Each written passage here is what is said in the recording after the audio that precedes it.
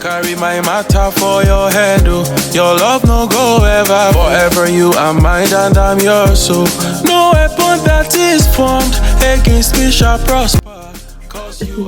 Hey guys, good. What's time now?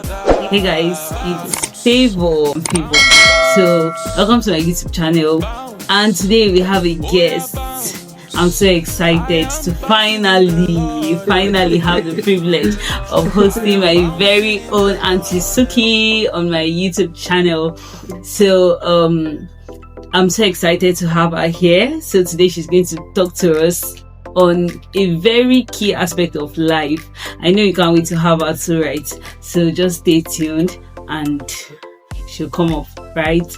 So Auntie Suki is one of my favorite aunties. That's just what you should know before I even continue with anything, right? So let's just welcome her. Round of applause. So welcome, Auntie Suki. Thank you so much for coming to I Am Favor YouTube channel. I'm very, very excited to have you. And I would have gotten a citation, but then you can just do a little intro. You can just do an introduction of yourself so that this family will get to know you. Okay, thank you. It's nice to be here. I have seen this YouTube channel. I've seen all kinds of engagements on it, and so it is a privilege for me to be here today. So my name is Ave Suki Gava. Favor is my niece, by the way. So I'm a lawyer by profession, and I'm a human rights worker, and I'm a child rights expert.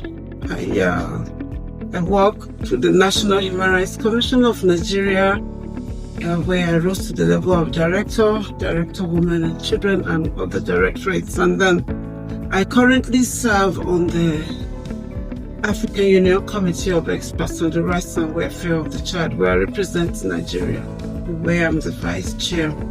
I'm basically very, very passionate about human rights, and my job has really been more of a lifestyle than a job, as we are going to reveal as we talk more. Oh, thank you so much, ma'am, for having us. It's such a privilege. So can you please tell us what inspired you to become a human rights advocate?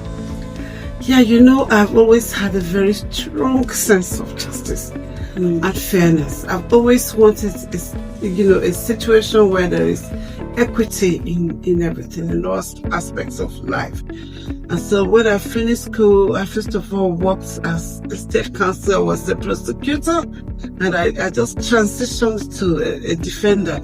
When I looked at the number of people who were just behind bars because they could not get a lawyer to represent them, and they could not get any form of sympathy or empathy.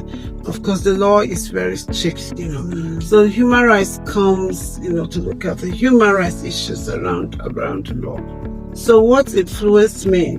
I got a job, but more than that, I was driven by the passion, for humanity, for fairness, for justice. It's a very strong sense of justice, like I said. I recall a close friend of mine, when I got a job with the National Human Rights Commission, he said, that's what that is your habitat. He's someone who's very good with words. He said, that's your habitat. It's like going back home. Yeah, because I think I have those qualities, in me that want fairness. Very true. So why children's rights? Why advocate for children particularly? Okay, why children? I generally work with vulnerable groups. Not even only children, but even persons with disabilities, with IDPs and all that. But children are extremely vulnerable. Here is a group of persons who do not even understand the implication of whatever they do. And so they need guidance, they need help in everything. And then on the African continent, unfortunately, we do not prioritize children's rights enough. It's one area where much attention has not been been given, beginning from when countries begin to budget, you discover that the budget that has to do with, child-related issues is kind of low, it's quite low. So it's the fact that children need a sense of direction, children need a level of mentoring, children need a very strong protection system around them. So I thought I should contribute. I worked on the broad spectrum of human rights, yes, but I was much more interested in children. They have the special needs. They really need care in order to be groomed, into confident people in the future. Wow. I hope you're learning, because I'm learning a lot. And so, Ma, please, can you tell us how does faith fuel your job description as an advocate? Yeah, believe me, human rights is faith. Human rights is peace, is Christianity. Human rights is equality, it's fairness. It is about doing unto one as you would like another to do unto you. Oh, okay, so human rights is the same thing as Christianity, It's about helping people, it's about raising people, it's about building people up, It has a lot to do with faith, and there are aspects of it that, so like I was saying, human rights and faith, especially, let me talk about the Christian faith. They are one and the same thing, really. A lot of the principles we have in the Bible, do unto others as you want them to do unto yourself. You see, it's what human rights is all about. It's about recognizing every human being every person as a human being. In the Bible, Jesus did not discriminate. Mm-hmm. If anything, he even preferred the lowly. And the Bible also says so that if it's as much as possible, you should identify with the humble, And he needed to bring them up. These were the people that, were of a lower class. Yeah. And he interacted with them and lifted them up, including children. Remember when children were brought to him and he said there was no need to drive them away. So human rights comes with a balance, the same way that Christianity tries to balance all humanity. Because we know the race we are running is going to end one day. Right. So we must really recognize every human being and accord them dignity. And I recall there are some situations, that maybe you are a human rights investigator. You get to some situations where you are completely helpless. There's nothing you could do because your response involves activating a whole state system. And this is an urgent matter and you cannot deal with it. And sometimes you just leave them with prayer and hope. You just build hope. At this time, you are relying on spirituality to drive your work. Yeah. I recall the first time I went to an IDP camp in Makurdi. I broke down completely. And I was leading a delegation of the federal government under a certain mechanism, the Joint Humanitarian Action Program. That was the time, at the beginning of this crisis. And I led the delegation to Makurdi, and I saw people looking so helpless, so completely helpless. I saw a baby that was born and there was nothing to wrap a baby in. I completely broke down. And the next visit, now that was a government visit, but I organized a week later and went back. And this time I called a faith-based, organization where it was actually led by Mrs. Hannah Down. And when we talked to those people, they received Jesus. When she spoke to them, they received Jesus. That became the only hope, that was the only hope. We left them with something that's even more important. So it's all interwoven. I had cases where, just by one example of a woman who walked from the Federal Secretary to the Human Rights Commission office, she did not have transport fare. She had not eaten with her baby. And by the time she got into the premises, she just collapsed. She fainted. At that time, we're not working human rights, we're working humanity. We forgot all the protocol that it takes to admit a complaint. We rushed her to Metama Hospital. where she was examined and it was discovered that she was not sick, but there was no food in her system yet. So at that time, we had to rise to her need and her baby's need personally, even before bringing in aspects of the project and all of that. So that's a lot to do with faith. It has a lot to do with faith. I'm touched. Yeah, I've cried on the job so many times. There was times the only thing you had to do for people was to pray with them and give them hope. Wow. So can you tell us any of your experiences and challenges in that field in terms of faith, in terms of self-development, in terms of lifestyle? Yeah, like I was saying in the first place, it's driven by passion. You've just got to have the passion for it. If not, you are not going to turn out well. You may not achieve the desired result. You may not make impact. So some of the challenges, a core challenge is how issues of human rights are not appreciated in our society. One, they are not even well understood. They are not well understood. I must confess, even I used to misunderstand what human rights was about. I thought human rights was more about doing protests on the streets. You are protesting something against the system. That's just a very small part of it. The biggest part of human rights is about taking preventive measures so that what we are fighting against doesn't even happen in the first place.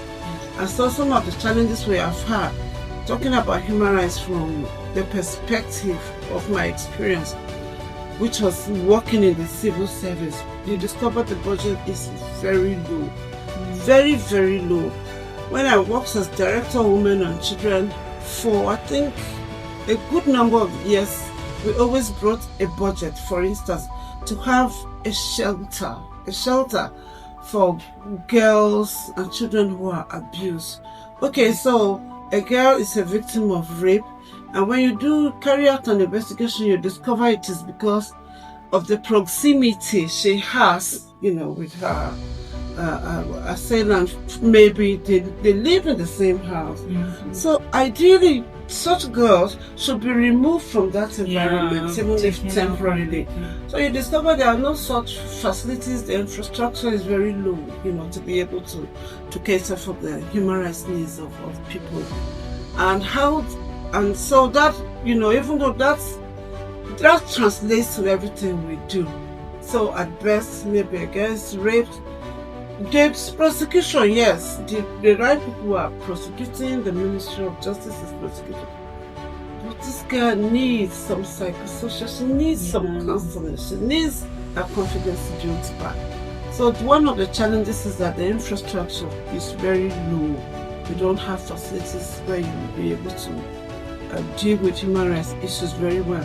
And of course, the cultural resistance is there. Some of the cases we know. You asked me about faith. The intersectionalities are very pronounced. Issues of faith, and issues of human rights, even though they may sound the same, but they also collide somewhere. Issues of, for instance, child marriage that may be accepted culturally or religiously. It's a human rights violation. It's a violation.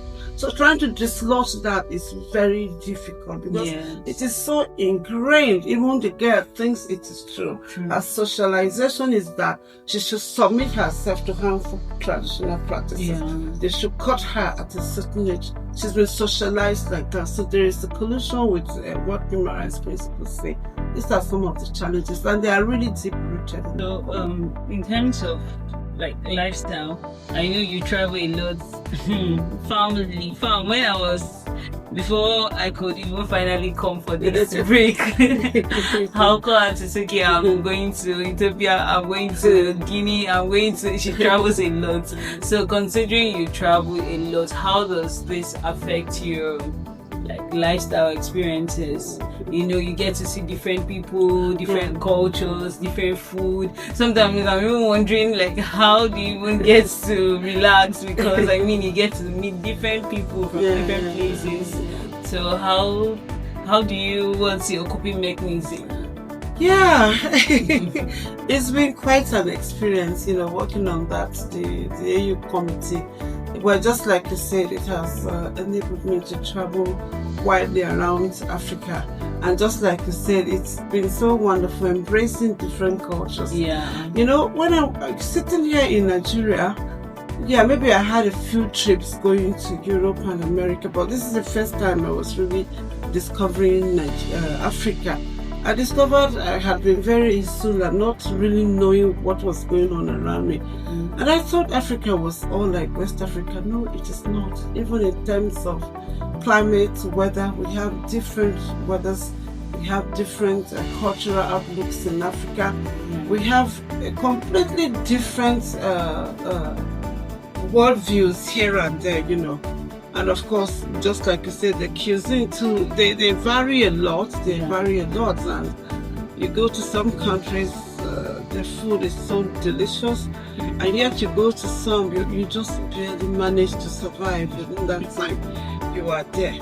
But the idea is to open up and embrace everywhere. So I found a very rich culture in Africa. We are really very rich in culture. And I found a very high literacy level in Southern Africa. Sitting here in Nigeria, I did not know that there was so much education in other parts of Africa.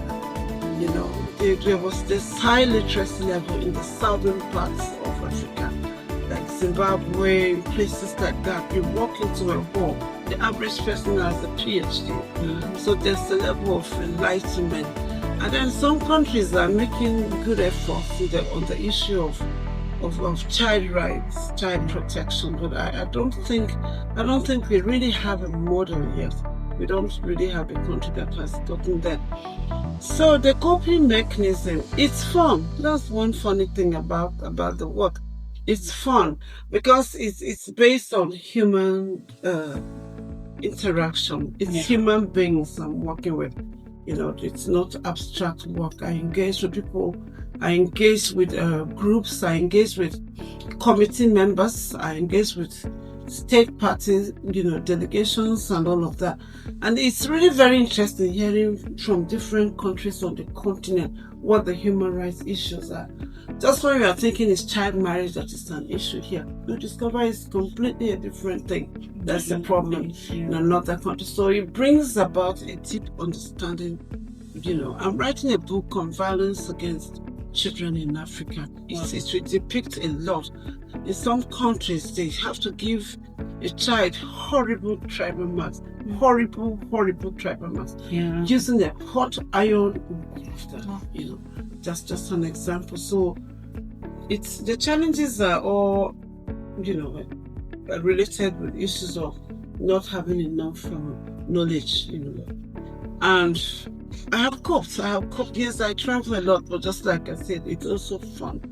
And somehow, you are serving the people through that work. So it's very interesting. Okay. So in terms of food, in terms of money, especially, yes. So a few days, that was yesterday that I was in your room, I saw coins. Yeah. And I was so surprised that do people still use coins? Oh, yes. And I was seeing one was from South Africa and then from Lesotho. Yeah. And so how do you cope with having to think of the exchange rates? Yes. Considering Naira, what Naira is right now and everything. Yeah, some of these countries have a very strong currency, surprisingly. Like I said, I was insular. I thought life started and ended in Nigeria. No, it doesn't. You go to countries like Lesotho, which is the secretariat of our committee, you find it very difficult to buy because while Nigeria by today we talk about 1,500 Naira to $1, it's a countries where maybe like 170. In Ethiopia, I recall when we started the committee, and the first time I went to Ethiopia, their currency, the birr, was around 28 birr to $1. In Nigeria, we're doing almost 1,000. It was very difficult. Countries like Gambia, they have good currency. Or of course, I won't talk about Botswana because the pula is one of the strongest currencies in Africa. But quite funny enough, I don't know the economics. I'm not an expert there. Even though it may seem as if the naira is kind of lower, the standard of life in Nigeria is kind of higher. Yeah, it's kind of surprising. Surprising. So you can do the math. I don't know it. I don't know it. In Ghana, when I was in Ghana, I discovered what you could get for 10,000 naira. Maybe they will tell you it's going for. The city will sound kind of low, but you discover that it was cheaper in the long run here in Nigeria, even though the money is bigger. So that has been an experience. But I recall when I started this journey, I found it very difficult to buy. Almost everywhere I went, the currency appears stronger. But now I know the trick, I know all the tricks now. I'm an old hand now. So it's quite a nice experience, I must confess. It's quite a nice experience. So do you have to read or browse about these currencies before you travel there, or when you travel there, it's what you meet that you? Yeah, okay, like I said, our committee is based in Lesotho, so I know a lot about Lesotho, I know a lot about South Africa. For most of the countries, we go there on missions. Other countries, I visit on missions. So most likely you are going to get an invitation letter, that gives such information about the weather, about the currency. Oh. Yeah, so you are well informed, so you know what to expect. Yeah. Wow. Oh, thank you so much. We're really having a good time here. Yeah, it is a nice time. Yeah. So what's the most important thing you want people, of course, people, there are people watching you now that want to be human rights advocates, that want to be lawyers, that want to travel the world, travel through Africa. They want to stand up for people's human rights generally. And what would you tell them? To speak out. To always speak out. Human rights begins from speaking out. Okay. If you're going to sit on your rights and not say anything about it, nobody's going to know your rights have been breached. 1, 2, if your neighbor is beating their house girl and subjecting their house girl to torture, please speak out. If you do not report, it could result into death. I've seen a case where a woman, heated her iron and pasted it on the back of the house girl. I've actually seen it. I didn't hear it from anywhere. But I'm sure there were people in that neighborhood who minded their business. Yes. If we keep on minding our business, people will die. And then there will be no accountability. There has to be accountability on the other side. If it is police brutality, if it is the military, if it is law enforcement, they need to know that there is, there's an extent to which they must respect the rights of people. So for people who are educated, it's advisable to find themselves doing one activity or the other, to promote human rights. Maybe you join a club, maybe you volunteer for an NGO, maybe you just make yourself a whistleblower. Yeah, I know a woman who was simply a whistleblower. In her neighborhood, she scanned the environment and looked for everything. And everything she saw that was, they had a semblance of human rights abuse, she would call me. This is a direct experience. She would call me and report to the Human Rights Commission. So she now got an opportunity to get a job there, on the basis of her relationship and the passion. And guess what? You'll be interested to know that a few years after she started to do the job, she was best overall staff. Wow. Because she was really driven by passion, yeah. So honestly, we need to have a society that is accountable to the people. It's the people first. And that can only, be generated from our own response to human rights abuse.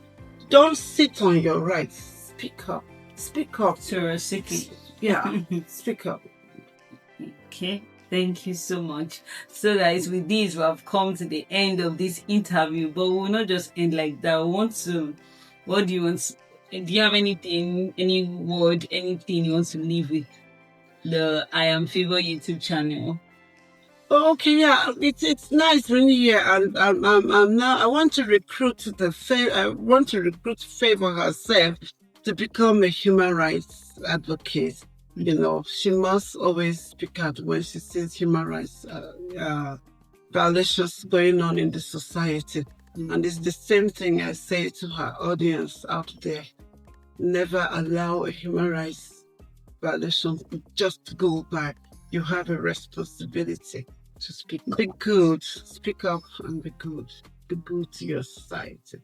Be good to your neighbor. Be good to one another. Thank you so much.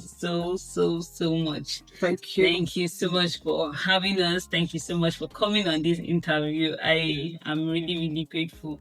And on behalf of myself and the whole community, I want to say a very big thank you for taking our time out of your busy schedule to make it out here.